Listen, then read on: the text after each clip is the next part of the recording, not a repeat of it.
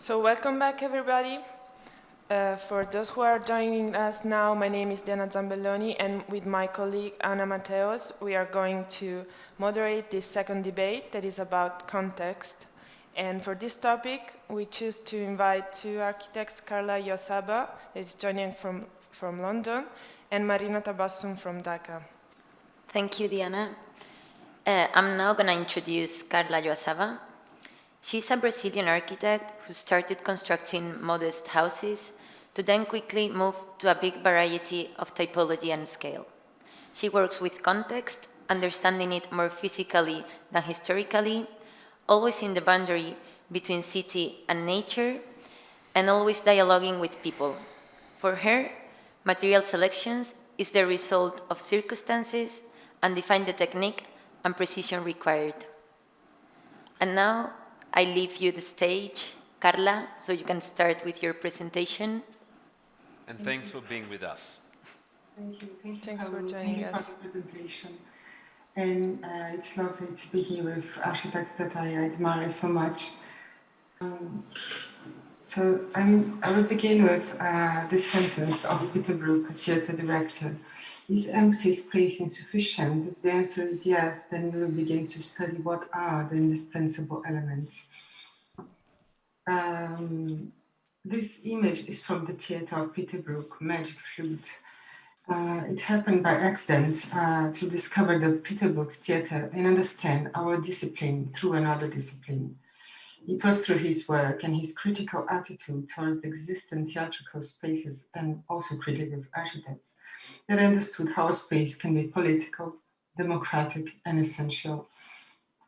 After a first contact with his work, as soon as I graduated, I dreamed of doing architecture as Peter Brook does his theatre.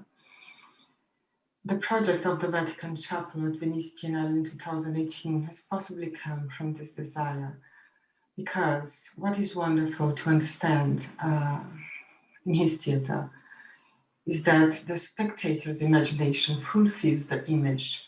Nothing is entirely given. So if you want, you can see an imaginary dome in the chapel between the trees immersed in this context. I heard many times that this is not architecture, this is a sculpture or an installation, but I don't think so. I think it's architecture because it defines a place. And there is a program, in fact, a very old program. You go to the chapel and sit to look at the suffering that is the cross. So this is a synthesis of a program. This is architecture. And I think there's this sentence of Aldo Rossi that is fantastic. Theater is very similar to architecture because both involves an event, even if this event happens or not. So this is an event. A priest before the opening was there for hours, and what is fantastic is that the Frei Johann Mazas was Franciscan, and it is wonderful to know that a Franciscan was there for hours, and it makes a lot of sense. And but what are the indispensable elements of Peter Brook? What does it mean? In the case of our discipline, I would ask, what are the indispensable actions? Understanding that architecture is an action over a territory, a material transformation, a geographical transformation. Our first action when we build is to transform the ground. This image is the foundation of the Vatican Chapel with a depth of 20 centimeters over this historical ground. And this other image is the foundation of the Humanidade Pavilion that I'm going to show now, on a scaffold building with 7,000 base points, a temporary building that left the ground untouched, as if it never happened. The Humanidade Pavilion was built there in Copacabana in the peninsula. And it was done with the theater director, Bielsa. I think it synthesizes many aspects of what I understand to be a design process. It is a design that comes from observation of a place, of its geography, and in the case of Copacabana, of its events. This is one event that was happening there when we visit the site. And that's what I found there. A plastic tent with air conditioning inside, supported by continuous scaffolding walls, with 170 meters of length and 5 meters high. So what I proposed was to profit of that, since it was already there, and continue those walls until 25 meters high. In a way, everything was there. This is a section showing that the program is in between those walls, subtracting the walls when it's necessary. So everything was there, as for example, these corridors with an endless view to the sea. It is a porous building where rain and wind could cross, reminding men of frailty, of its frail condition towards nature.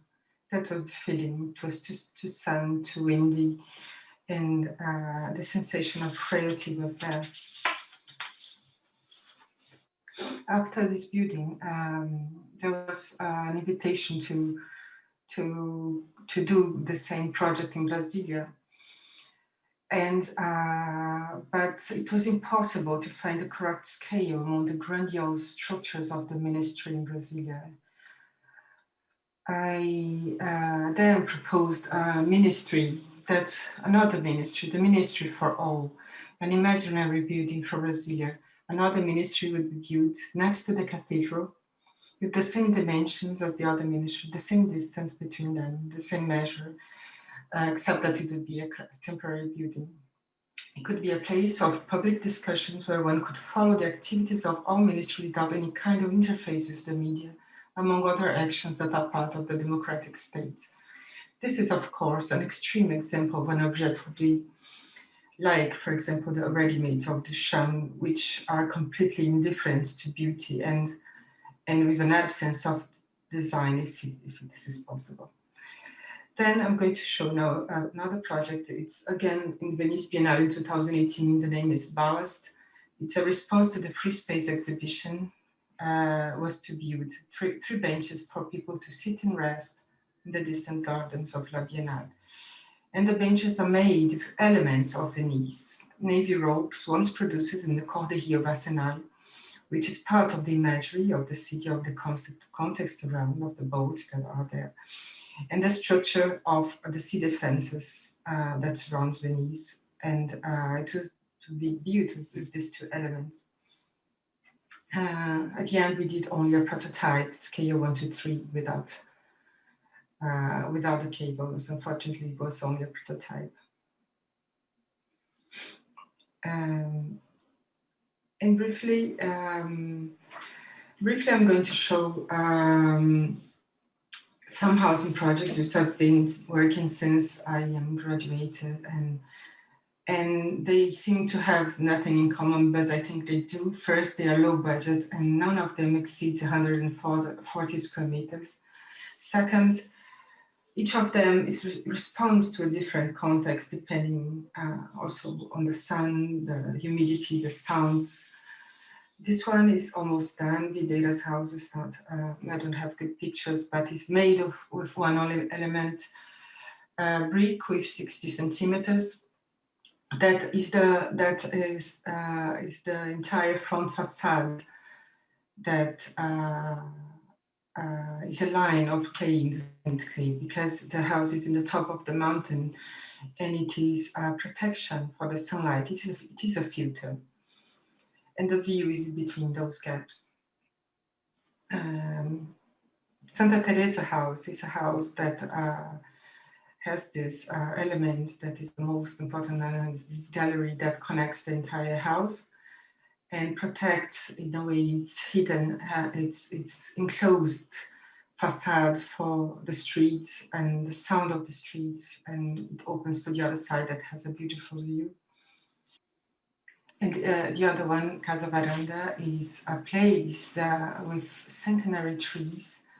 I was too young and I had this feeling for the first time that I was destroying something And it was a terrible feeling of being architect at that moment because it was too beautiful, the site, and I had a feeling too that I was really destroying. And at the end, I found out that in fact construct is to destroy, but it's partly true. But I learned that it's also to construct is to coexist. And the house cuts the terrain in two, and the skylight of 60 centimeters emphasized this interruption. So finally, the presence I was looking for had to be very incisive, and those parallel white walls are support for the light that passes during the day. Also, an important element is the roof that is projected 1.5 meters to open the windows when it rains. Rio Bonito House is in front of this river, far from Rio, far from any city. And it was a response to the intensity of this place. Nature is too intense, the sound of the river is too intense, humidity is too intense. And I thought it couldn't be anything light and delicate, that it definitely wouldn't last too long. So I proposed that those two structural walls, stone walls, very easy to buy around, and 4 beams. And the structure is, there's no structure, it is only the stone. And I think as the Humanidade Pavilion, it was a construction with almost no drawings. Humanidade Pavilion with 9,000 square meters because of its system. And this house, because only a simple drawing was needed and a description was necessary. Now I'm constructing a house, this last one that I'm going to show, that is with concrete blocks that requires me to be precise in drawing millimeter. It is in the middle of this place for horses with plenty of farmyards around. And it's too windy and it was difficult to find the place for the house. At the end is in the center of this place. And it is a house like a farmyard, like a corral with 4 Rico facades. And because it's too windy, I thought these 2 layers were necessary to feel really protected inside this living room. And this is the drawing of the foundation made of concrete blocks, and also it continues, and it is the structure of the house. So this is the model and the beginning of the construction. And it is under construction now. This one is finishing. What I think there is in common between all these projects, maybe it's definitely not a specific or material research or a particular research for visual language. I don't think there is. Maybe as the theater of Peter Brooks, nothing is predefined, but it's open to chance, laissez au hasard, if I could say so. Thank you so much. Thank you very much. Thank you. Carla. Thank you. Thank you very much.